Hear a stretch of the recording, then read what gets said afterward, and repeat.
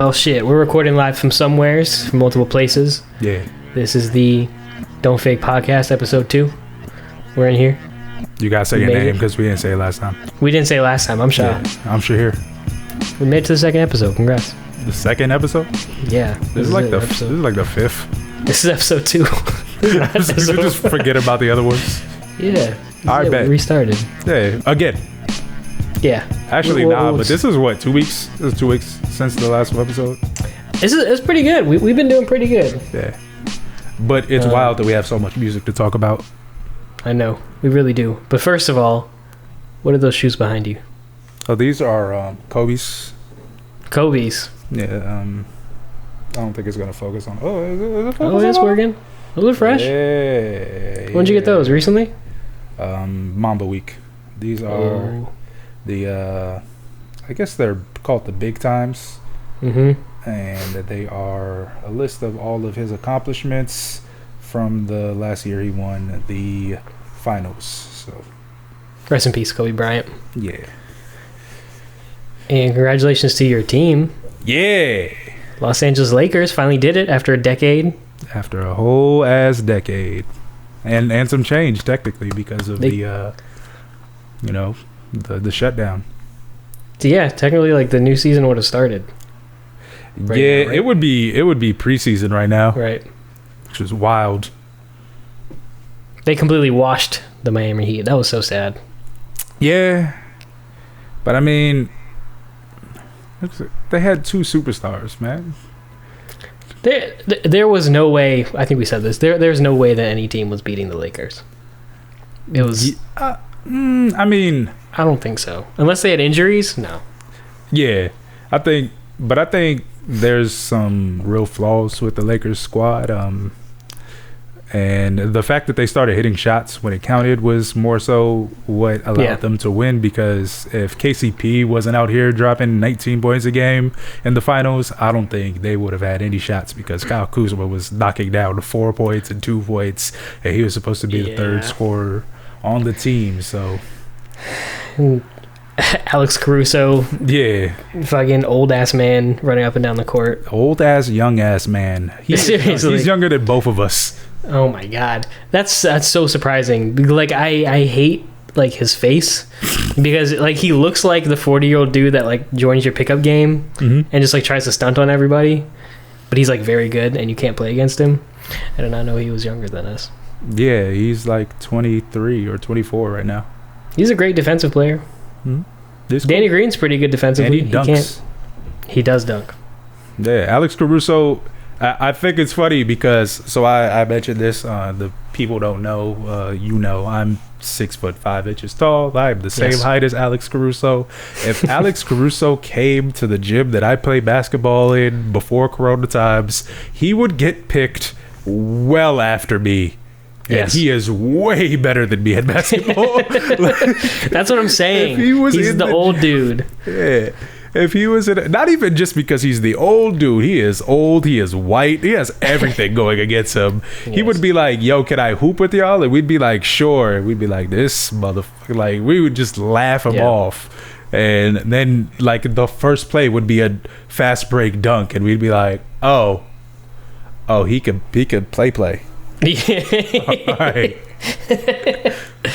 He's wearing New Balances with the thick soles. Yeah. Like orthopedic socks. Yeah. Like khaki he's not shorts. Even. Yeah, he is Woody Harrelson from He Got Game. Like 100%. Like 100%. Like if he came in and was like, yo, I bet everybody in here $100 that I'll beat him 1-on-1, he'd get jumped by the end of the night because he would have collected so much money. Yes. Absolutely. But, AD got his first one, finally. First of many. He had to play the Kobe role this year. In the Kobe shoes. Yeah. LeBron got number 4. Yep. First person to do it with 3 teams. Nope. Right? I thought he was. He's the first person to win Finals MVP with 3 teams. Oh, okay. Not the first person to win with 3 teams. You got Robert Horry, John Sally, two other people I can't remember. Yeah, but Robert Horry is like the most known one because he won. He won with the Lakers, the Rockets, the Lakers, and the Spurs after the Lakers. Okay. Yeah. Rondo got another. I'm surprised Rondo only had one ring. Why? I thought that Celtics team was like went on a run. I know they went back and forth with the Lakers. They only went with the Lakers 2 times. Okay. Because the first time was 2008, they won, and then the second year they didn't make it, and the Magic did, and then the third year was the Celtics again, and then the Lakers won that one. So they were one of 2, and then they were good until like 2011, really, until was that 2000? Yeah, 2011, because the Miami Heat retooled. They got LeBron James, and that team was way too much for anybody. Like, they had Dwayne Wade, Chris Bosh, and LeBron James as opposed to Paul Pierce, Ray Allen, and Kevin Durant. And then Kevin Garnett.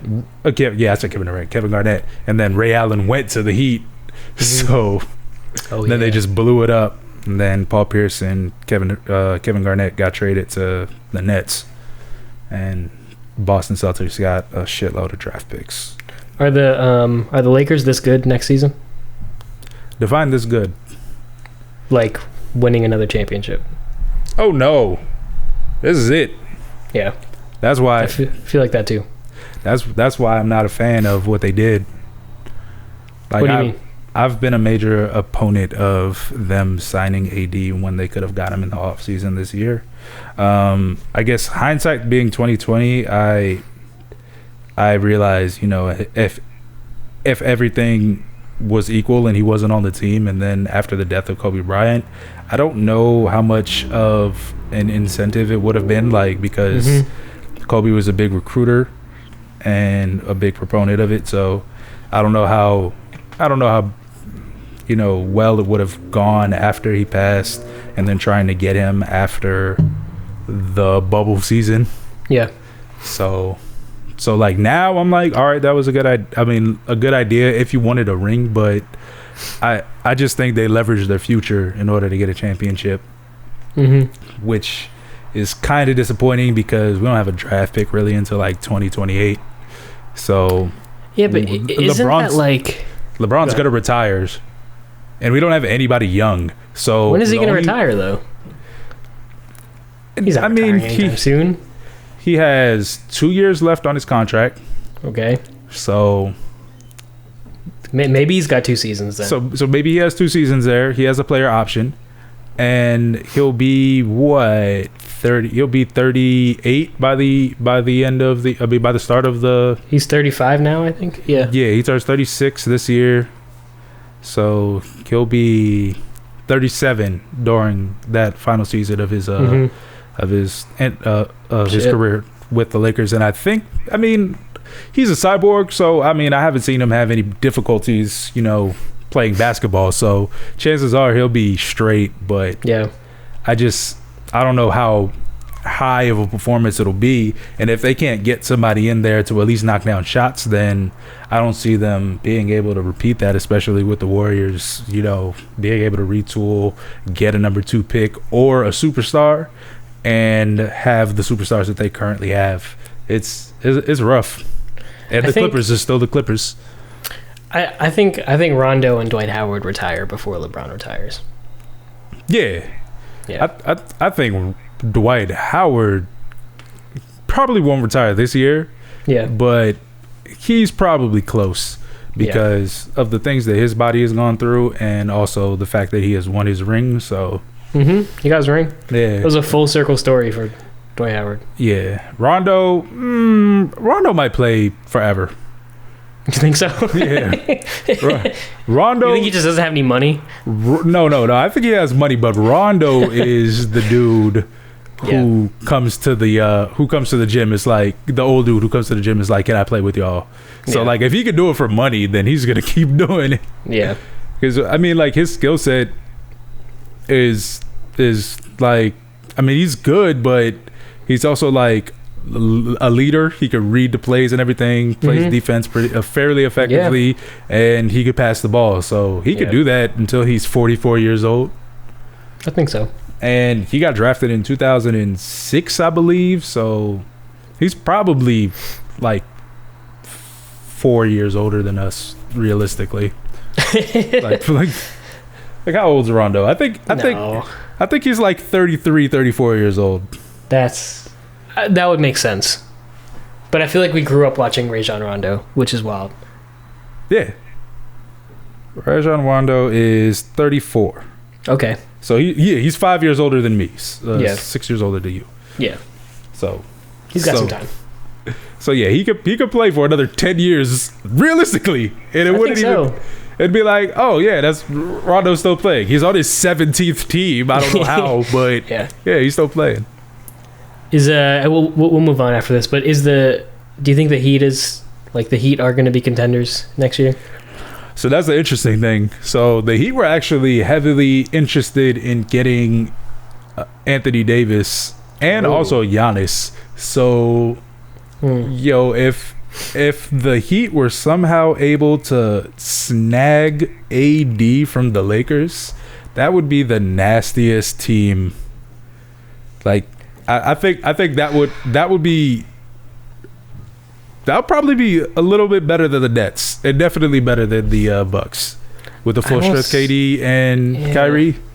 That would be disgusting. I don't see Anthony Davis going to the Heat though. I think as long as LeBron is at the Lakers, Anthony Davis is staying at the Lakers. Yeah, I don't think he's going anywhere either. No. But just the thought of that scares me a little bit. Yeah, but that's what I'm saying. As a Lakers fan, it's like we have everything basically. We had everything tied into getting a championship this year, and we had everything tied into Anthony Davis staying with the Lakers. Because, like I said, if he doesn't stay, sure, we have a max contract, but there's nobody in free agency this year, really. And also, there's like a real good chance that nobody wants to come here. Because, like, think about it. Last year, not Paul George, really, but Kawhi Leonard passed up on the Lakers in order to go to the Clippers because he thought that it was going to be a different pace, and he didn't want to be under LeBron James. And I don't know if anybody who's a superstar is going to want to be underneath LeBron James right now, especially at 36 years old. They're going to be like, why am I second fiddle to this old man? Right. So, and then the fact that we don't have any draft picks is like we can't even get somebody to like mentor into a position. Like he can't even get a Scottie Pippen. Like it has to be Anthony Davis, and then when LeBron James retires, then we'll be able to get another max person that will hopefully be able to play with Anthony Davis. But I don't know. I fear that we're gonna go into another drought. Even with Anthony Davis, I fear we're gonna go into another drought where it's like playoffs, first round elimination, second round elimination, no finals, because we've leveraged our future in order to get, high quality, probably Hall of Fame player when it's all said and done. But when Anthony Davis is there, like if we would have waited and gotten Anthony Davis this offseason and still had Brandon Ingram, Lonzo Ball, and Josh Hart, we would have been fine, because that's more like I see you guys and we're passing on the torch. Like LeBron James is going to carry it, but we'll be passing on the torch to you guys, because then the only thing that would have been a problem there would have been Brandon Ingram would have been eligible for his max by the end of this season. So then it'd have been like, all right, we're probably going to keep you two, and then go into the salary, go into the luxury tax. So then they would have had 3 stars there. They would have had LeBron James, Anthony Davis, Brandon Ingram, and then still had Kuzma, Lonzo Ball, and Josh Hart ready in the wings, so that when LeBron James retires, they have a squad of people that could at least get to the playoffs, right, and then be more developed. If I was a young player, I'd rather go build with Jamal Murray or Jimmy Butler than just ride on LeBron's and AD's coattails. Yeah, exactly. I feel like. So I think it's gonna be hard to recruit a third person, and the only way they can do it is through trades, and they don't have any assets to trade because they gave them all up for Anthony Davis. Yeah. The only thing that they could give up is the only thing that they would possibly be able to give up is a trade with another team, but they can't do that because you're not able to give away first round picks in back-to-back seasons. So they had to stagger them.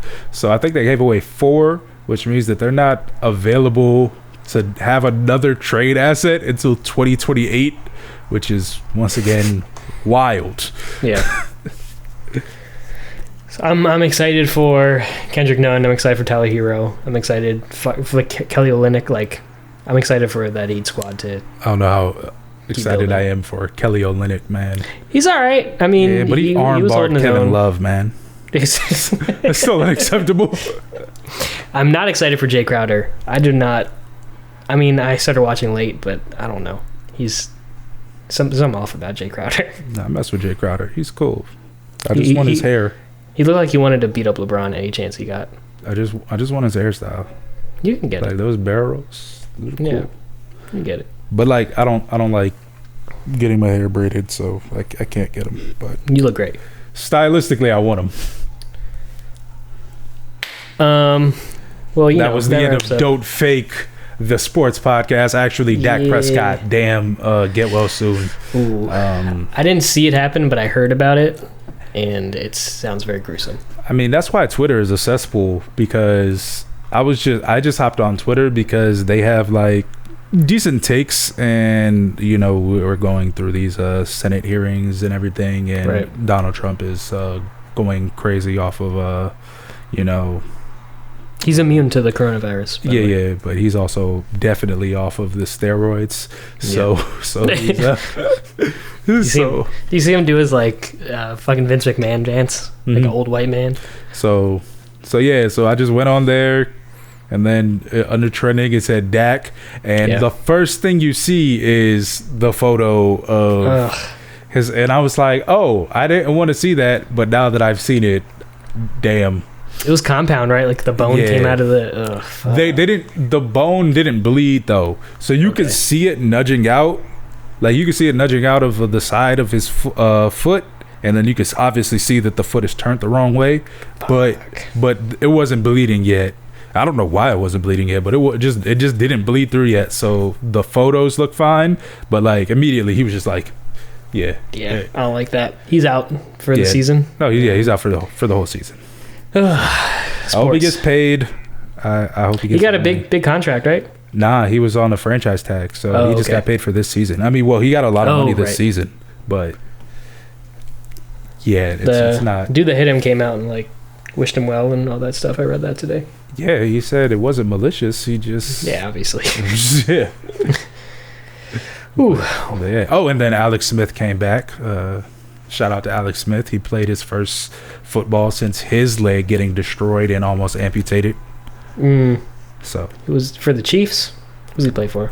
The Redskins. I'm sorry, the Washington football team. He used to play for their previously named squad. Right. And then they changed the name, and that's the team he plays for, the Washington football team. I can't believe that's still the name of that team. It is going to continue to be the name. I think they're going to. I think it is. Yeah, I think they're going to stick with it forever because Dan Snyder is an asshole. Yeah. And that's the world we live in. Colin Kaepernick will come back one day, right? No. No, there's still hope. Lakers are looking for a third. Yo.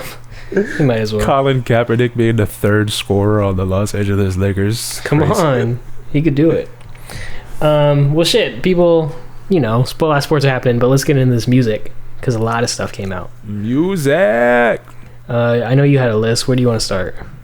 Your favorite album, Bryson Tiller Anniversary?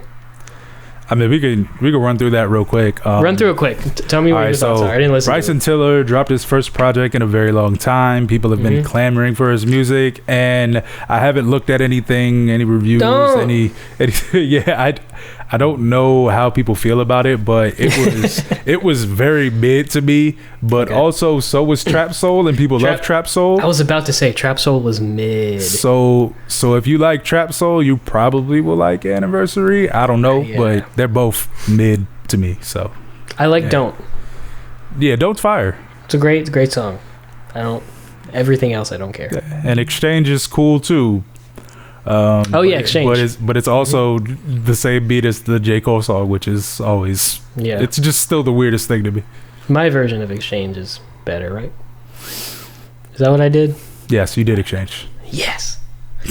Okay. YG, you listen to YG today? Yeah, okay, that's short too. Yeah, I listen to YG. YG's cool because 400. Like the first song is real dope, and then I think the other song is Blood Walk. Hold on, track 2 is Blood Walk. That's a J-Rock song. It's also a J-Rock song. Yeah. Blood Walk is a song with Lil Wayne. I think Lil Wayne just talking about blood shit like really gets him up. Like he's like, I can talk, I can say swoop. All right, bet. Yeah. So like. Throw your bees up. It's Blood Walk. So yeah, he has a song called Blood Walk. The beat doesn't sound like it'd be something that Blood would listen to. It's not dancing at all. It's very upbeat and like club, but also. Oh, okay. But then you think about it, and you're like, oh, it's YG. Like I think we've lived long enough, and Lil Wayne has had money long enough that I don't ever feel threatened by Lil Wayne. Like Lil Wayne, all of his violent talk is like, it's cool. Like I shoot your arm, leg, arm, head. Like you like dressing all black and the gun same color. Like okay, Lil Wayne, we get it. Like this is hard, but at the same time, it's like you're 5'2" and you've been rich your whole life. Like I just refuse to believe. Like I don't know why the Bloods have embraced you, and if you know why. Let us know. I guess leave it in the description below. Sure. But I mean, I guess it's like one of those hood pass things anyway. But it's just like I don't feel like he's menacing, but YG I do. So like YG will be rapping, and I'll be like, yo, this beat doesn't fit him, but also I am terrified. Mm-hmm. So you ever get your ass beat to a club banger? Yeah, like this shit has a bop. Yeah. I don't get my ass beat. Like damn, this is. Okay, but yeah, and then that's a lot of his music is just like threatening ass songs over bounce DJ Mustard beats. Okay, and it is just like, you know what? Okay. Yeah, I'm not in a rush to listen to YG anymore. I kind of know what I'm getting into. I wasn't in a rush either, but I was just sitting here with nothing to do and saw that the album was 32 minutes. So I was like, you know what? I'll do it. Because, 32 minutes, 12 songs, I think. That was the reason. Yes, it was. 13 songs, 2 skits. I've heard the singles. And I didn't even realize they were on the album. Like when you told me that YG was dropping an album, I just didn't realize it. I was like, oh yeah, I guess that makes sense because he's dropped like 4 songs this year, and like he has some songs on there. There's 2 songs, "Hate on Me," which is YG and Lil TJ, and "War Scars," which is YG and Tay 2X. 2XS, 2X's, something. 2XS is what it says. But I thought, I don't know, like if I was dozing off at that moment, but those 2 songs felt like they were the same song with the same hook, and it was really weird because I was listening and I was like, yo, I swear that Lil TJ song went off. I was like, is this Lil TJ again? And no, it's just another dude who has a nasally singing voice. Okay. And I was just like, all right, I could do without those 2. He has a song with Chris Brown and Tyga. Also could do without. Right. I know But- what that sounds like already. Yeah, but like the hard songs are hard, and I'm a fan of them. That's it. Speaking of hard, Tyga launched his OnlyFans. Did you see that? Is that a good transition? Oh man. You saw that compound fracture on Twitter? I saw Tyga's dick on Twitter. Damn, I I'm didn't sorry want for to. you. It's okay. I don't want to. That's not something that you just expect to happen, but I guess. I'm just scrolling. I'm just hanging out. Yeah, I'm just chilling. I was It's just like in between chilling. me. Yeah. Yeah. I got attacked. Nah, I seen like I knew it happened because of course, you know, the internet and then Instagram posts I see some thirsty girls, you know. Oh, yeah. But I was just like, yeah, no, that's obviously not something that I ever need to see in life. And like I said, I go on to Twitter. If I see sports stuff, I'll click it. If I see political stuff, I'll click it. Mm-hmm. I'm probably not clicking a trending topic that just says Tyga's Tyga. dick. Yeah. No. Or even Tyga. Like, there's No. nothing. Yeah. Oh, he has a new single. Move on. I don't really like. All right, that's cool. Tyga exists. Shout out to his hairline.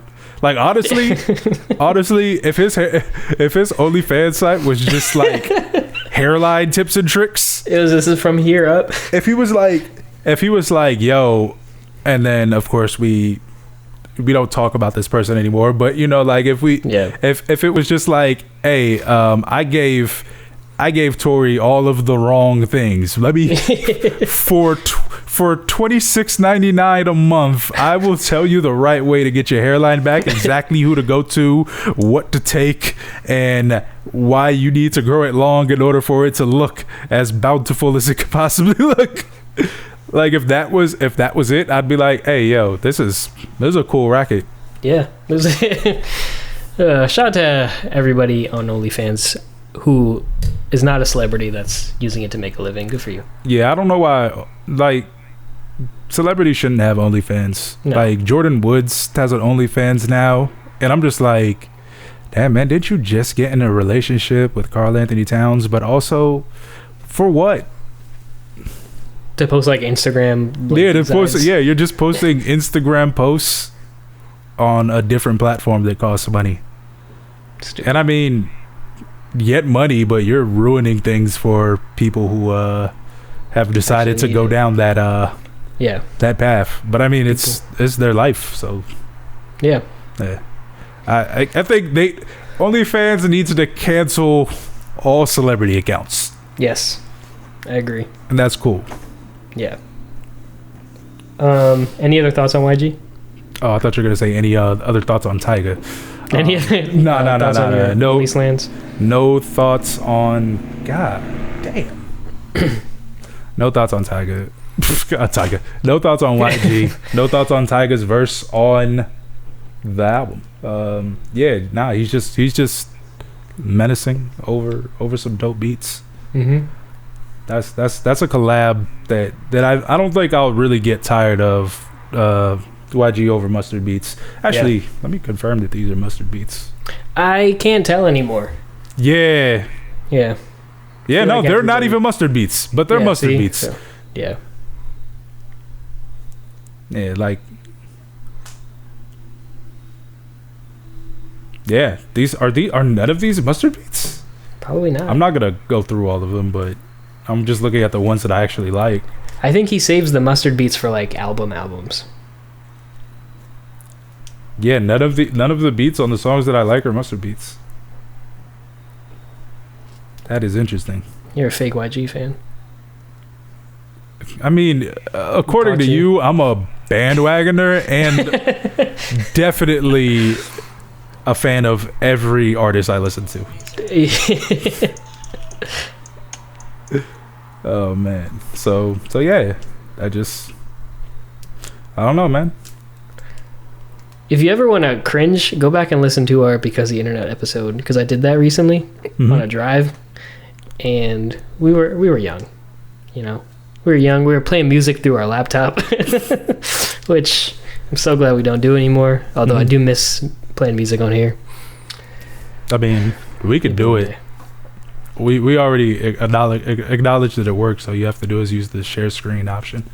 Does it work? Yeah. Can I like hear you? Oh, okay. Whatever. I mean, I played something and you said you heard it and it sounded good. Yeah. Okay. Whatever. We need to revisit that. Mm-hmm. We need to do another episode of Because of the Internet.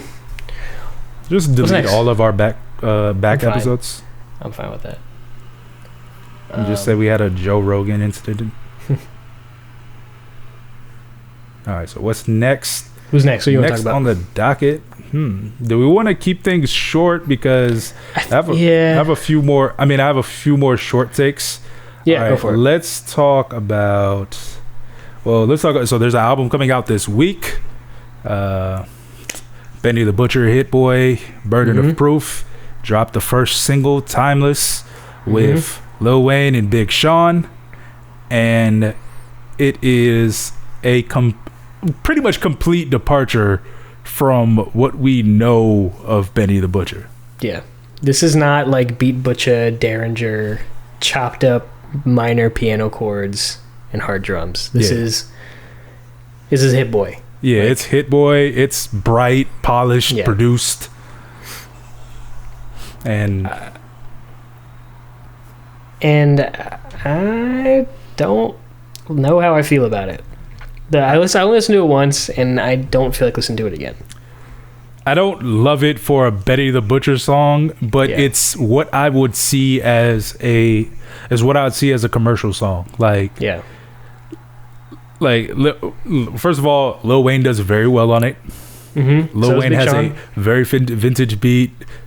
I mean, I said vintage beat. He has a very vintage verse. Yeah. Big Sean also comes really hard. Pause. And it's just like, if this wasn't a Benny the Butcher, like whose song could I see this being?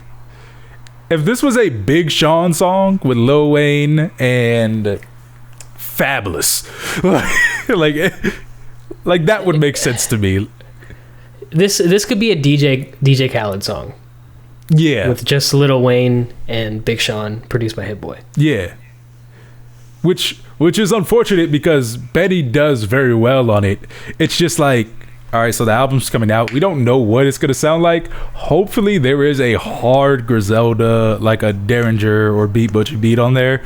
But if there's not, I don't know how I'll be able to accept the project. Like, I just don't know. Like, it's gonna be good. I'm sure it's gonna be good, but it's gonna take like 5 listens before I'm like, okay, I can accept this. This is the Butcher. This is Benny. This is new Benny. New year, new Benny. I mean, he's gonna wash everybody regardless, but over the wrong beats, his voice doesn't stand out. Yeah, like I think that's my problem with this song. Is like I don't. His voice doesn't. It stands out in the wrong ways. Like it doesn't fit with this beat at all, I don't think. And then on that same notion, I know that it's Griselda. Yeah. Benny's if this is not received in the way that Benny wants it to be received, I 100% see him dropping Tana Talk 4 in December. Yeah. With Derringer and Beat Butcher beats and Alchemist just destroying shit.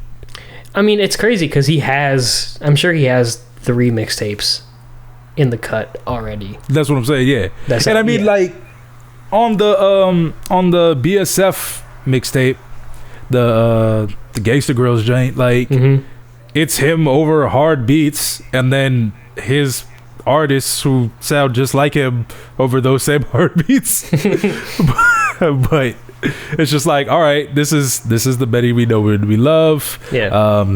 On Westside and on Conway's projects, like the beats that Griselda is on are always hard. So yeah, it's gonna be interesting. But even in the interviews and stuff, he was talking about how he started off rapping over commercial and trap beats first. Right. And I don't know, I don't think I sent you this link. Have you seen old Benny the Butcher music videos? All right, I'm gonna have to send you this because I went down a rabbit hole. Because I remember when Tana Talk 3 came out, and I was talking about it initially, like when we had first came back. And it was after the album dropped, and we were talking, and I was like, yeah, it's the third in the series, not really knowing, because I didn't have too much back information on Benny. Like, Tana Talk 1 came out in 2004. Oh wow. Tana Talk 2 came out in 2009. There's no link that I could find of Tana Talk 1, but Tana Talk 2 is on YouTube. Okay. And it is weird. It's all like commercial beats. Yeah, it's like commercially, it's like Dipset-y, and yeah, it's just really weird. Betty has cornrows, like, and the production is shoddy. Like, it's exactly what you would expect from like a super independent like artist. And then it's crazy to think that this is 10 years later we're getting the polished version, because I mean, though it's pretty much the same thing with us. Like, I mean, just at an earlier age, because we were making music at the same time. But like, think about like the 2004 version was probably like what the 2010 version of us was. Right. So like, yeah, it's weird. It's like, oh man, when we're 35, are we gonna be Benny the Butcher? That would be cool. Like, that'd be cool. I would take it. Yeah. If I could have Benny's success at 35 years old, as long as like my hairline is not as pushed back as his, I'll be cool, because this is already pushed back enough from like the locks, and I got a big head, so like I can't do the receding hairline. I'll have to shave it. No, hold it. Get the receding hairline. You think so? Fly. Yeah, you look like a basketball player. But I mean, like, I could also just keep wearing this, because that's true too. You know, like, as long as I keep this down here, like next to my eyebrows. Yeah. You know, you can't tell. You can't tell. Yeah. Y'all know where my hairline is. like Sway. Never take the hat off. Yeah. You're good. Like, oh yeah, you have locks. Yeah. Hey, like, do you get shape ups and stuff? Nah, I don't even get them done. Underneath here, all matted. This is out. I just have to fluff them every day like that. Oh, that's nice. Nah. If I had Griselda's success at 35, yeah, that's crazy. I mean, but that's like, and then I think that's like the hardest part. I think, which is messed up, because outside of connections, right? Like, drug money would really help you out. It really would. Like, it really would. Damn. Yeah, exactly. Right. Just like, man, if I had some drug money, I didn't have to pay taxes. Like, if I didn't have to pay taxes, yeah. If I had residual income, wild. If I had legitimate businesses, yeah. But yeah, I mean, he's got a project dropping Friday. Hit Boy's continuing his run. Yeah, Hit Boy's having a nasty year. Nas, Big Sean, Benny the Butcher album. What else? I mean, that's pretty much it. That's pretty much it, right? And like a bunch of, obviously beat placements everywhere. Yeah. So I don't know. We'll see. It's coming Friday. It might be another, Conway the Machine album. Yeah, man, that album. Where it's commercial, and then there's some Griselda in there. Yeah, but I think this album is going to be more polished than that album. And I think this album will be more indicative of what Conway's Shady album is going to be. Mm-hmm. So, whatever. Yeah, go ahead. He's not on a label. He's just signed to Griselda. Really? Yeah, because he's not signed to Shady. Who's on Shady? Conway and Westside? Conway and Westside are on Shady. Damn. I did not realize that he was still indie. Yeah. So it's like, that makes the Hit Boy album even crazier. Yeah. that's why, like, I'm happy for him, and I'm like, that's cool. And Lil Wayne and Big Sean, like, those are big placements. Yeah. Even like Black Thought and Pusha T, like, God. On the last one, like, he's getting placements as a independent artist that are wild. You just blew my mind. Yeah. Holy shit. He's just not signed. Regardless of how good or bad this album is, he has an executive produced Hit Boy album. He's going to be on everybody's radar. Right. Especially with the year the Hit Boy's having. Oh, easy. Yeah. He's going to have a big run next year. Bigger than this year. Yeah, it's a major accomplishment. Yeah. And he is going to be swimming Yep. in money if this is anywhere close to remotely commercially successful. Like if he gets a song on the radio, it's a wrap. I'm not surprised if he starts his own label. I mean, he has one, but BSF. yeah, that's why I think it's weird because when he did the Joe Budden podcast, he was talking about like how he's not signed and how he's not a millionaire yet, but like he has money and he was like he's looking for the right thing. So I think this will push him. This will probably push him over to like millionaire status, honestly. And I think that whoever comes at him is going to be forced to give him the bag because of the amount of cachet that he has just by being Benny the Butcher. Yeah, I could see him great like for a freaking mid-30s man, yo. That is wild. That's crazy. And he's barring people up. Like he didn't come out like, hey, turn on the auto-tune. Let's get it. No. He said, give me those 3 piano notes, some hard-ass drums. Loop that shit. Yeah. Turn it down. Like, tune it down. Let's go. That's it. I got that. All right, bet. Yeah. Hey, nah, there's not enough. Hey, look, I just want you to play a vinyl with nothing on it and let us get that sound. You know, there's a like plugin for that. Nah. I just want the actual vinyl sound. Record it from my iPhone. Record it from my iPhone 3GS. Yeah. Benny. I hope he never changes. Yeah, nah. Do you want to keep the Griselda going? I hope he doesn't. I hope he doesn't. Continue with this Block 365 folks. He's gonna sign to Rock Nation next year, and that's gonna be it. I mean, they're his management, so I don't see why he wouldn't. His name doesn't start with J though. He'd have to probably be Jay the Butcher. Which is wild because I think his name starts with a J too, like his real name. Jenny the Butcher. Yo, probably not Jenny. It could be though. I mean, it could be. Who's gonna talk about him? Honestly. Yeah. Like, who's gonna be that person? Man, I want to hear a Benny the Butcher Run the Jewel song. I don't. I do. That's fun. You don't want to hear Benny the Butcher on RTJ4 with those like disco ass beats? What would that be? What would the topic be? I don't know. Elephants. Oh, what do they rap about? I mean, Benny, like I said, I think he was saying that he's trying to showcase what he does and everything, but I couldn't imagine. I could not imagine. Yeah, I wouldn't be surprised if he got a big feature placement next year. Be like a big feature placement. Like him on a song. Whoever that would be, but yeah, that wouldn't be surprising. He's on a Marvel. Song. He's on a Marvel soundtrack. He's Black Panther 2 soundtrack with Benny the Butcher on the song. Oh, Benny the Butcher is playing Black Panther. His management's that good. Damn, whole time totally just forgot about Chad. I know. I remember that last time. Yeah, R.I.P. Chadwick. We didn't say that last time. Too much going on. Do you want to keep the Griselda going? You want to talk about Westside? Yeah, let's do it. Westside Gunn. Who made the sunshine, and was it Slick Rick?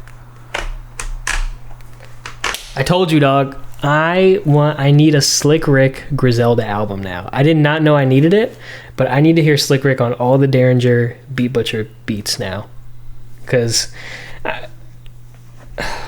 he sounded so good on those. Like it felt like when you heard Andre come back, like, and he like rapped with like Frank Ocean again. I don't know what it is, but like even that song, that there's a song with Westside Gunn, was it Busta Rhymes and Slick Rick? Yeah. Even Busta Rhymes kills it. Yeah. That song is good. Westside Gunn got bodied on his own song by two old dudes. I did not know that Slick Rick could sound so good over those beats. That's also the unfortunate takeaway that I have with this album is that Whereas Pray for Paris, I was happy to hear Westside Gunn rap. This time, I think he was mostly overshadowed by his feature artists. Yeah. And that's a good point. And Westside Gunn should never get Black Thought on a song ever again in life. Because why would you do that? Yeah. Like he heard Crowns for Kings with Benny and Black Thought. It was like, oh, if he could do it, I'm good. And the answer was nah. Like I mess with you. Like you are a great executive. Like you are killing stuff with Griselda, but you probably shouldn't be rapping with Black Thought. Probably not. Like that's probably not your tier. Although I mean, Black Thought kind of made him sound better. Black Thought, he got a call. It was like, yo, oh, it's Griselda. We doing another Benny verse. Okay, yeah, I'm a light him up this time. Like he held his own last time, but now I got him this time. And they were like, yo, actually, it's for Gunn. I'm sorry, who? It's for Westside Gunn. All right, never mind. Is that the one with that shot in the face? Just play his verse, and I'll meet him. I'll meet him in the middle. that's basically what he did. Yeah. Like, cause I mean, his verse was just like story, like structurally it was storytelling, and he was just talking basically. But like the way that Black Thought talks is better than most people's raps. Yeah. So I was just like, oh, story time, cool, bet, let's do it. So was this a disappointing album for you? It wasn't disappointing. I liked the album, but it wasn't Pray for Paris. It wasn't. I immediately went back and listened to Pray for Paris after it because Pray for Paris is just like there's songs on there. Yeah, there aren't really songs on here. Mm-hmm. It's a lot of just like, and I never listened to like older Westside Gunns. Maybe this is what old like Westside Gunn sounds like. And Pray for Paris is just like a like a needle in the haystack or whatever. But like, yeah, I don't know. It's really easy to get lost listening to this album. Yeah, everything kind of sounds samey, and again, he's not rapping as well as he did on Pray for Paris. Yeah, like if I was, I haven't listened to it in a while, but if I was going to give highlights of things that I just remember, it's all feature verses. Yeah. So that's true. It's like, okay, I mean, cool, but I mean, like you were talking, we could transition into this now. Like when Stove God Cooks came on, Frank Murphy, I had to double check the name of the song. Yeah, when he came on there, I was like, hey, I don't know who this is, but this is hard. Yo, oh my god. Yeah, that kid was crazy. I thought it was Smoke DZA for a second. Right. I was like, is this Smoke? Like, he sounds different. But no, like, Stove God Cooks. I got turned on to him. Not even from this album. I got turned on to him because I just like, I was on Apple Music and I was driving. I was like, just play like Westside Gunn Radio. Mm-hmm. And like a Reasonable Drought song came on by Stove God. I'm like, who is this guy rapping over these like jazz chops? But like telling a story and like rapping very well. And then I saw that whole album was produced by Rock Marciano, right? Which explains the beat choices on that album. But yeah, I recently listened to Reasonable Drought by Stove God Cooks. It came out back at like end of March. That's a great project. It was very surprising. I did not expect that from somebody with the name Stove God Cooks. Right. But it's like, it's very like, yo, there's some heavy shit on that album too. Like some of the stuff he talks about, like he has some bar about like being like basically being a child of rape, and like the way he delivers that line is crazy because I was shook for a second after I heard it. And yeah, man, like Rock Marciano I don't think people give him enough credit for his production. Right. But or rapping. I don't think people give enough credit to Rock Marciano at all. And like even me. Like, I will acknowledge that Rock Marciano was good and then continue to not listen to his music until he puts out a lot of music. Yeah, he puts out a lot, but still, yeah. Like, I'll be like, oh, a Rock Marciano album came out, and then proceed to not listen to it for a while. So, Rock Marciano Rosebud's definitely Revenge. Deserves credit. Yeah, go listen to Rosebud's Revenge. That's a great album. Right. Did you listen to Stove Got Cooks? Did you listen to Reasonable Drought? No, I did not. No, it's good. You should check it out. I just found out about it today when you mentioned it. Yes, it's a good listen. It's like it's jazzy, and his delivery is great, and he's like he's a pretty good rapper. So I enjoyed it. It's definitely worth a listen. I think it's like 45 minutes long or something like that. Right. I just realized what I forgot on here. So,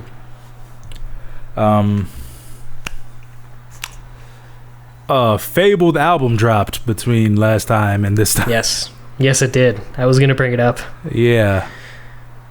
Should we go? Should we do that, or should we go Reason? Do we want to end on it? I guess we could. Let's end on it. Hold on. All right. So quick fire. Just 2 seconds to say. Also, in the news, Tory Lanez got indicted for shooting Meg Thee Stallion. Yes. Faces up to 23 years in prison. I highly doubt he'll get 23 years in prison, but just the weight of that, hopefully, it'll mean something. Yeah, he got all of his guns and everything taken away, which is good. Get him out of the country, put him in prison, whatever. On this, not on the same day, but yeah, he got indicted, and then Meg came out today and penned an op-ed on why it's important to protect black women. So right, she's doing great. So fuck Tory Lanez still. And then she also performed on Saturday Night Live. Yeah, she did SNL. Chris Rock hosted, and she called out Daniel Carson, who is the district attorney. I think, he's the district attorney for Kentucky. Yep. Louisville, where Breonna Taylor was killed by cops, and pretty sure he supports the president. Yeah, he is a Republican. He supports the president, married to a white woman. None of that really matters. The point is, he chose not to indict the officers that killed Breonna Taylor, and he also decided that he wanted to close the grand jury indictment so that people wouldn't know what was going on in the case. And he also apparently did not put the murder charges even on the table for the jury to consider. So basically, she used the quote, I totally forgot her name, which is upsetting right now, but she used a quote from a popular activist who basically said that he's no better than the house slaves and who would answer the master, which 100% is true. It was, like I said, I mean, protect black women, love black women. That was also a big part of her performance. It was really weird that it was during Savage, but the fact that that's kind of like you get the medicine with the candy, so I'm able to accept it like that. Rest in peace, Breonna Taylor. Do you want to do a quick take on Savage 2? I don't have a lot to say. Yeah. Savage 2 is the last thing I have on here. Morgan Freeman really came to body everything. He did. So Metro Boomin and 21 Savage came back for the sequel to Savage, which I thought I was very whatever on. Savage Mode. Savage Mode. Yes. Thank you. And is this Savage Mode 2? This is Savage Mode 2, yes. Yes, this is Savage Mode 2. Narrated by Morgan Freeman. Yeah. You thought T.I. was a crazy narrator. 9 light years. In the Kepler solar system. Wait till you hear Morgan Freeman talking about snitches and rats. Snitches and rats. Snitches and rats.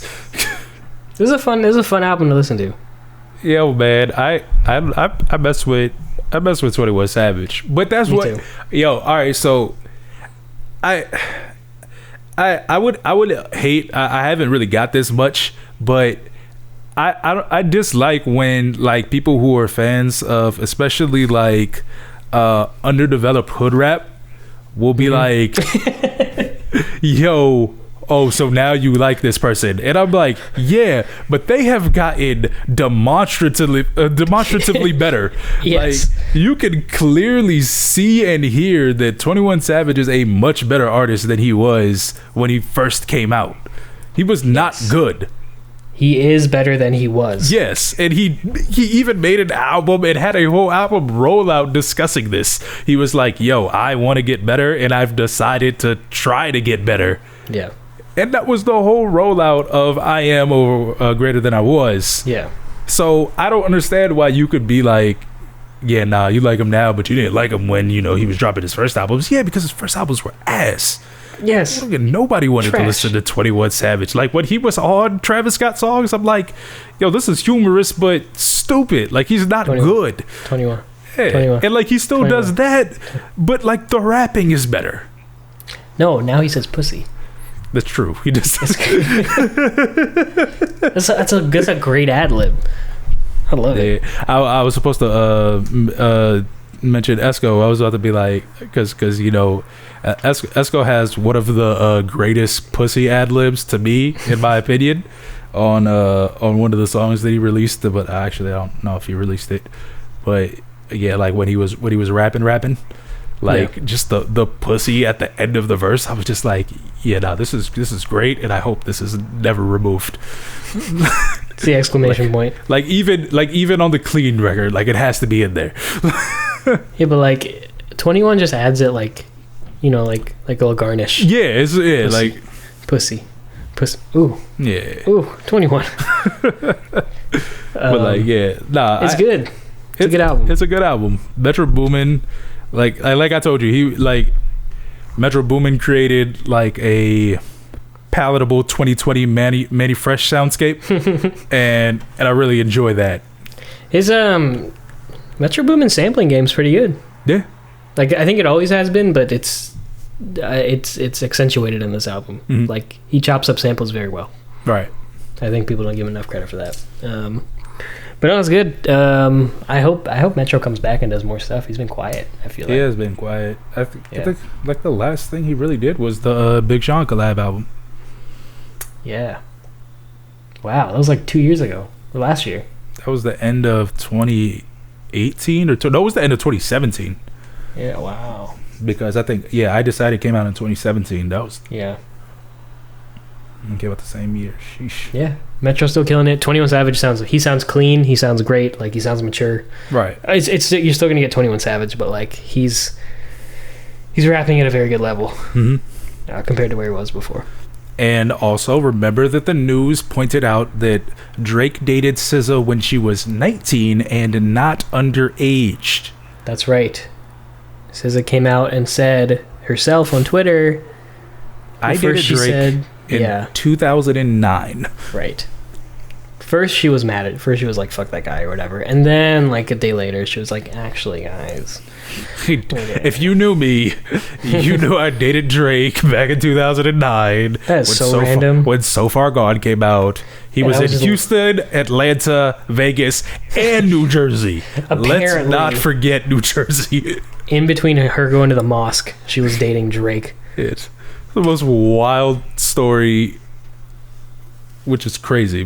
Like with this year, like that being a wild story is just like, why? Like, I hate Drake. He's so annoying. I love Drake, but I hate him. He's so annoying. Yeah. Like, why is that a bar you picked?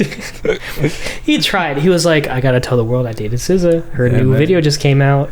You saw her on that pommel horse. And he was like, all right, I gotta put this SZA bar in there. Yeah. Girl wanted to smash the SZA. I'm like, nah, it's weird. I used to date her back in 2008. Yeah. Like, what was the relevance of this? Nothing at all. Yeah. Should we keep on TDE then? Yeah. Transition from SZA. Transitions galore. Hey. Reason dropped his debut. Who also mentioned SZA this year. Yes. And Mac Miller, which we can talk about.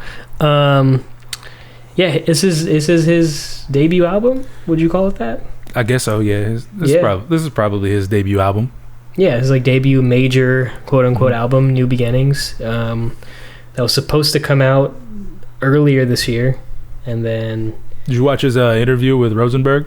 I watched like half of it. Yeah, it was really interesting to hear about that. That it was supposed to come out last year originally. It was like 7 songs. And didn't like it, and then it was supposed to come out in April, which makes sense. But also, that means that you are 100% correct about your statement, because it would have just been, if it was 6 tracks, that means it was all the singles that were released, basically. Yeah. And this is the first TDE album this year. Crazy. Yeah, the first. Did Sir drop this year? So it dropped last year. Yeah. So it dropped last year. Yeah, this is the first TDE album this year. Hold on, let me Google if Lance Skywalker album came out. Our research department is going to check if Lance Skywalker dropped. I didn't search at all. No one cares. He's J-Rock.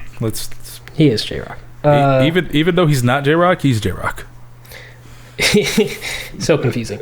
But yeah, Reason is their newest rap signee, out of Carson, California, same place Absol is from, and yeah, I think he delivered. He delivered a solid debut album. He did.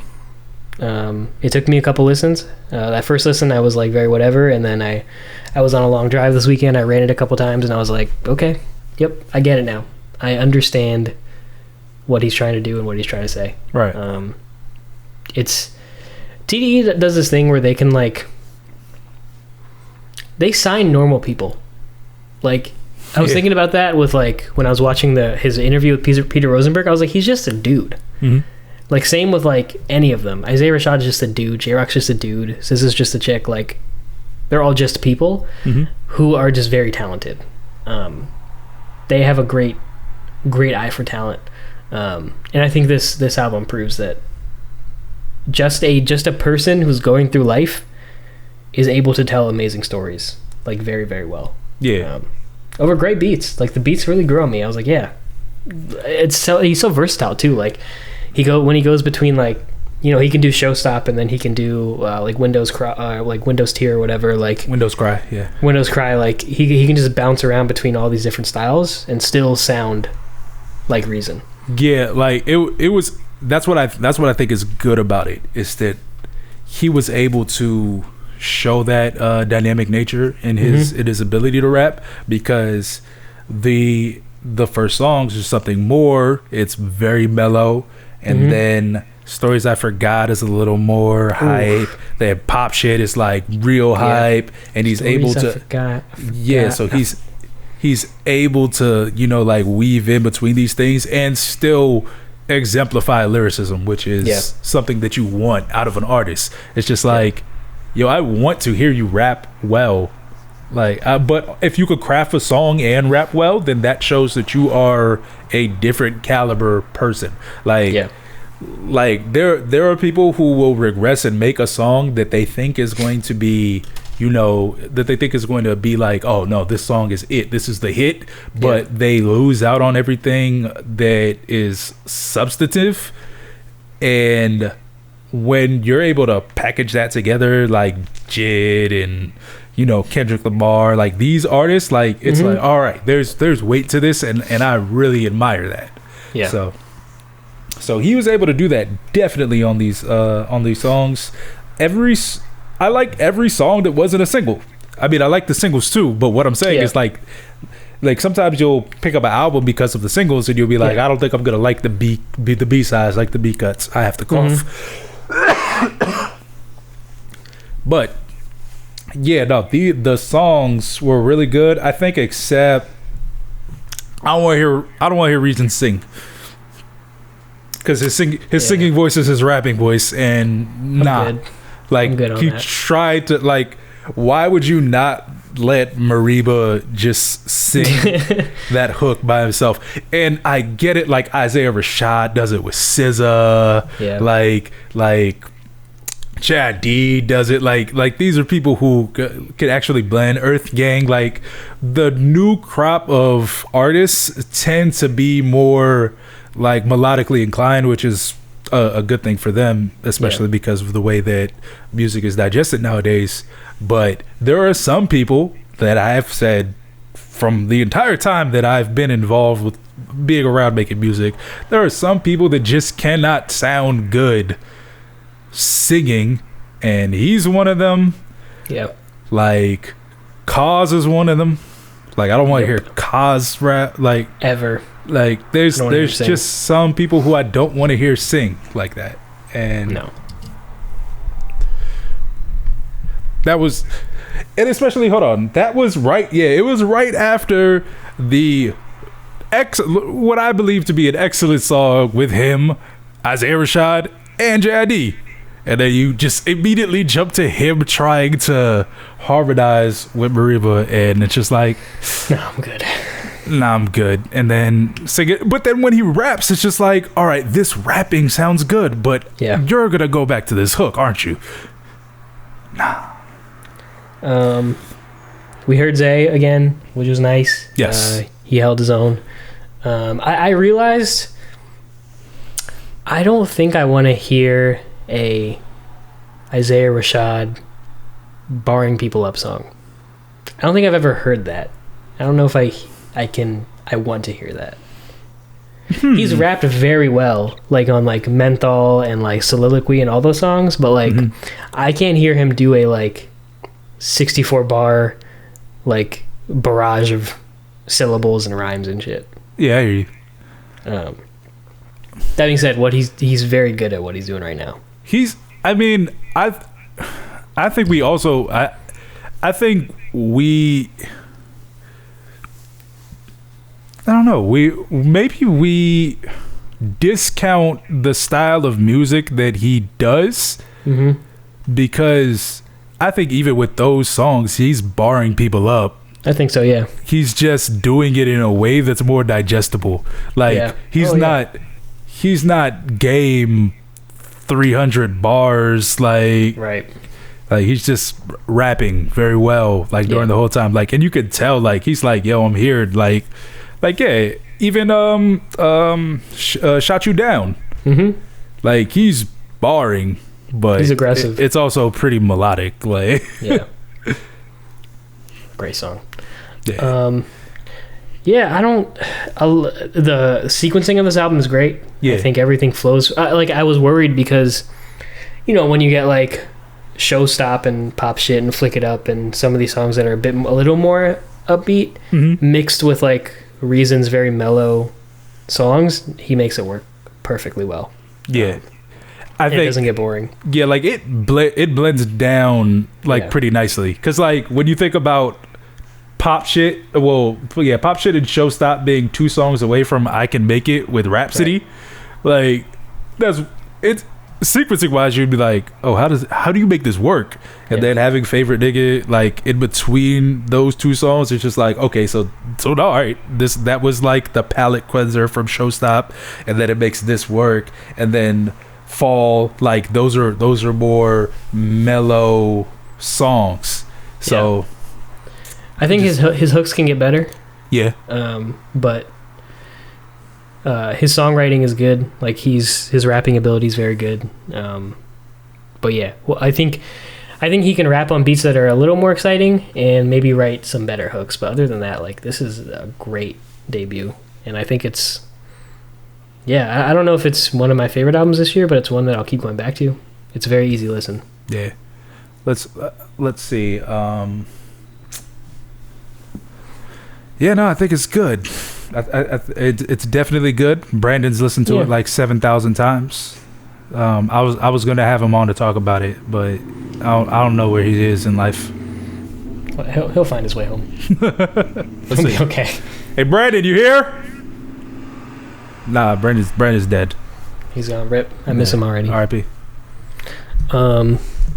But so conversely from Westside Gunn, where I was like, yo, all of his features bodied him. Like, it was more so on the Reason album that I was happy to hear the people rapping. Like, I was aside from the singles and stuff that I've heard, I was still happy to hear like Schoolboy Q on the project. I was happy to hear Rhapsody rap. I was happy to hear Absol. I was happy to hear, you know, Isaiah Rashad and JID. But I was here for a reason. Like from the start of the album, and then especially on Windows Cry, like I think I was like, all right, you got me, and that's the last song. Like you made it happen. Like when he's talking about like he's talking about the deal and talking about how he's lost friends in order to sign with like the label of his dreams, and but also how am I going to fit in here because like Dave. We went to school with Kendrick. He's like Dave went to school with Kendrick. Top son is one of my managers. Right. He's like, exactly. How are they going to prioritize me? I don't understand. Like, is this gonna be my gonna be my reckoning? Am I gonna entirely regret signing this deal that I can't get out of? Yeah. And that was like a great button. Because even on something more, when he first starts the album, he's like, "Yo, I signed to TDE. This is my greatest accomplishment." Yeah. And then you hear that doubt at the end of on the song Windows Cry. It's just like, oh man, is this gonna be my downfall because I chose to go this route as opposed to another method? His vulnerability made me uncomfortable in the beginning. Because I wasn't expecting it. Now I'm fully on board. Right. I'm like, yes, just be a dude who's going through stuff and just talk about it and be honest. Yeah. So yeah, that was a pleasant surprise. I'm happy with that album. I hope we can get some more TDE this year. That'd be nice. Yeah. If we could get an Ab-Soul project, I'd be very happy. Even if it's just give me a long term. I'll take it. Long term would be nice. Well, we have one more thing to talk about. Yes. Which is, and then we'll wrap it up here because I'm getting hungry. Is the 2020 re-release of Parappa the Rapper? It's out finally. We did it. Made it. That Mythical album we were talking about. The Mythical Jay Electronica album is finally out. Surprise! Act 2. Available on Tidal only. Tidal exclusive. Tidal, and you can find it on YouTube. Everyone's on YouTube. Unfinished. You can definitely find SoundCloud links to it as well. It's everywhere. But Tidal everywhere, exclusive. And I am very happy with it. Yeah. I love it. Yeah. Oh, I love it. It's really sad. I can't listen to it all the time. But it's a great album. It's so weird, and we talked about this a little bit before, but like it's so weird because it's this like time capsule. Like Act 1 came out a decade ago. Over a decade ago, yeah. Over a decade ago. 12 years ago. Yeah, and Act 2 was supposed to come out a couple years after that. And if you listen to Act 1 by Jay Electronica, which is just like no drums, it's like all like it's basically like movie score samples that he just raps over. Acoustic guitars, violin, strings, stuff like that. You get Act 2 and it's just like it's more of that but better. Yeah. The production's better. The production's amazing, actually. I shouldn't say that. The production is great on this album. Jay Electronica is doing Jay Electronica. Like, it's not... Yeah. It's... A written testimony was, like, Jay Electronica now, which is still good, but, like, this is Jay Electronica back then, when he was like, I am an alien. I'm not from this world. Like, I grew up on a star. And, like, that's what you're getting mythical Jay Electronica that we all fell in love with more than 10 years ago. Yeah. And I'm so happy to hear it. And also surprised because what the hell, this album came out. Yeah. Shout out to... We started the episode talking about me being afraid of... Actually, I don't know if that was during the episode, but if it's not, it doesn't matter. I started today talking to you about how I was afraid of my, my computer being compromised by, illegally cracking things. Yes. And that's how Act 2 was purchased and released. It was group funded $9,000 in order to get this unfinished copy I didn't know of that. Act 2 released to the masses. Yes, $9,000 is how much they paid to have this album like taken out and released. And yeah, like you said, I mean, there's really truly only one incomplete song. And then there's a bunch of, just, not finalized mixes. Yeah. So it's palatable, which is perfectly fine until you get to the and you're like, so he's just piecing together this verse. He's gonna come back in, and but even that was cool to see, because that's how I like when I'm listening to like beats. That's what I do. Yeah. So it's just fun to hear like Jay Electronica, the rap game's god, fucking Beerus, just with the fucking like. But even though it is like an unfinished album, it's sequenced. Yeah, it's properly. It's the perfect sequencing. Yo, my god! And also, like, it continues the 2014, I think, which is wild. 2014. I was like, hey, yo, Better in Tune with the Infinite is one of the greatest songs I've ever heard in my life. And listening to it in 2020 in the middle of a Mythical album, it's still one of the greatest songs that I've ever heard in my life. Like, he is truly an alien and a wizard. Like, he is the person that at the end of everything will sit down and tell you what happened with Earth in the most magical way. Yes. Like the most fantastic. Sit down, boys and girls, and let me tell you a story. That is Jay Electronica at its finest.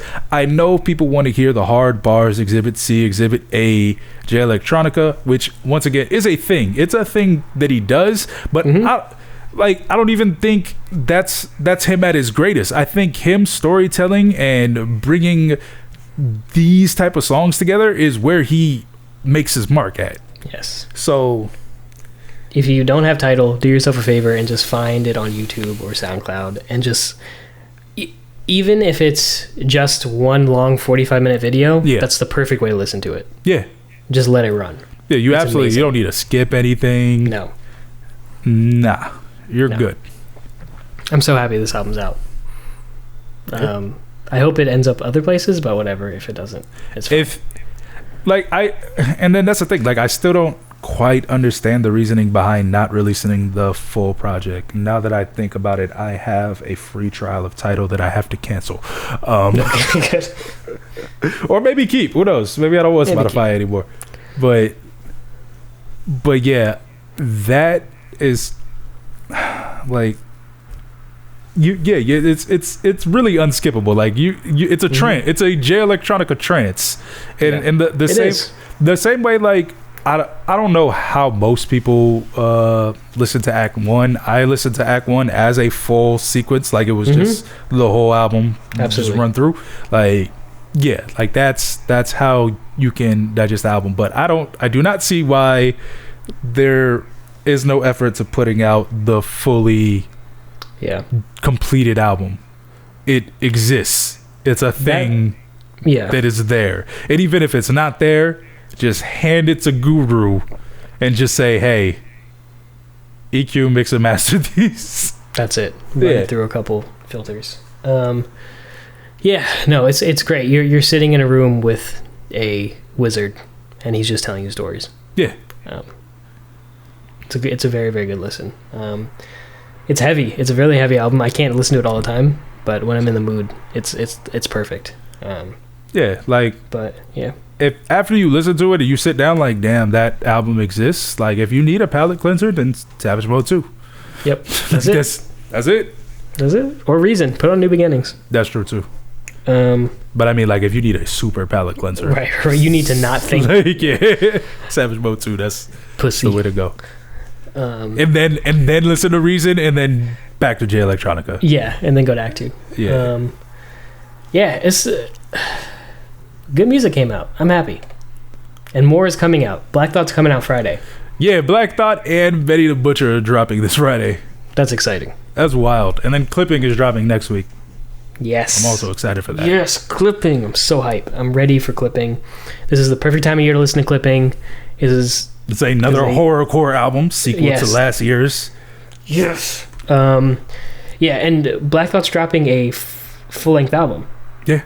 Is what it seems like. Before he dropped like little EPs, nope. This is a full-length Black Thought album. I mean, they were short projects. Stream of Consciousness 2 was not short. I think it was like 14 songs. Shut up. No, it wasn't. Yeah. It was either 12 or 14 songs, Stream of Consciousness 2, but it was still considered an EP, which is dumb. Okay, like 10 songs. Okay, it's 10. All right. That's fine. But it was short. It was a short album. Yeah. This is more. Yeah, I think he's just like a full-length project, which is exciting. It was supposed to drop in July. Mm-hmm. Is there anybody else coming out? He told us that there was going to be a reason for the delay. Didn't tell us anything. Nope. Shout out Black Thought. Shout out Black Thought. Nah, I don't think there's anything else coming out this week. Like I said, Clipping comes out. I'm excited about. Yeah, before we go, I do want to shout out They's dropping an album next week too. The Amanda tape. They just dropped a song, Losing Focus, with Wale, and that song has been pretty much a constant in my rotation because Beats Fire, like, they kill it and Wale kills it. It's very DMV. Like it's triumphantly DMV. I'm like, all right, look, I can get behind all of this. So, are we interviewing Drew Love next week? Probably not. Okay, so we're interviewing Drew Love next week. So stay tuned for that. Yeah, speak it into existence. I'll hit him up. Hit him up. You guys are friends. He'll like my posts. Yeah, I'm excited. I'm excited for New Day. I haven't listened to Day in a long time. I slept on all their singles. Last time I listened to was the Campfire thing they put out, which was really fun. Which is it's interesting to see their music evolve because it's just like, all right, so yeah, like the first album was I thoroughly enjoyed even as a friend of the lead singer in the group, like that album is fantastic production wise. Yeah, it's great production wise. So like good. Lyrically, like that album is fire. Yeah, like, and then the Fireside EP that they dropped also really good. And I expect nothing less from this album. It's just like sonically they've transitioned into a different sound, which is interesting. It's very it's more late 90s based is what I'll say, as opposed to the grunge and B that they were doing originally. Right. So, but like it makes you feel good, which is interesting because of the topics that they're talking about are not necessarily the greatest talk, because it's, I mean, from what I gauge, it's like the remnants of a failed relationship. So there's a lot of toxicity in it. But then also the previous singles were, it seems to be more woman based. Like, but also, I mean, yeah, like, if you enjoy the style of music that they were doing, this is a departure, but it's also still good. If you want to hear music about shooting the club up, they got a song with Juicy J. They do. If you want to hear about toxic people saying, hey, you still with that lame nigga, like, I'm the person that you could come back to. Boom. They got music for that. Yeah, Shaheer's always the person you can come back to. If you need to be counted in, boom, first single. That's there for you. All right. Thank you for listening. This was another very fun episode. If you're here for the first time, welcome. If you've been sticking with us for a while, then thank you. We appreciate you. Keep sharing the love. Spread the word. If you need something to listen to while you're at work, or you want to hear two people bullshit around or whatever, or if there's anything you want us to discuss. Yes, we don't just do current rap stuff, like we love doing episodes with, you know, the focus. Yeah, like there's been a lot of music that comes out. Yeah. That has been coming out, which is why we've been doing episodes more tailored to current music. Yeah. But at the same time, yeah, we can talk about anything. If you want to talk about 1985 as a year for rap music, let's do it. Let's do it. I'm here. The hip hop. I've read entire books and seen documentaries about Def Jam. I'm pretty well versed in it. So let us know. dashamerican.co. Check out our music. It's up there. You have a website. Not with music, but it's a website. If you want to see music videos featuring this guy right here, I'm in there. How do you? There we go. This guy right here. Yeah. If you want to see music videos with that guy, yeah, you can find them on ShaheerLanier.com.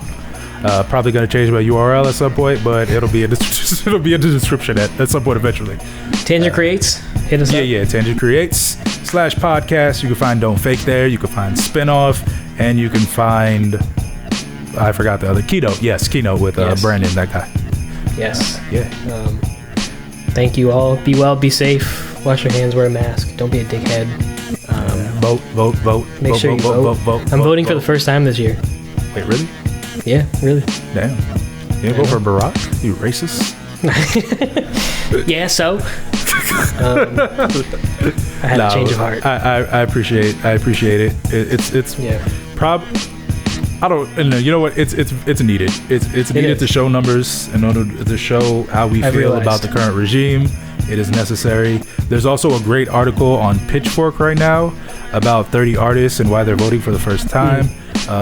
Check that out if you would like. Yes.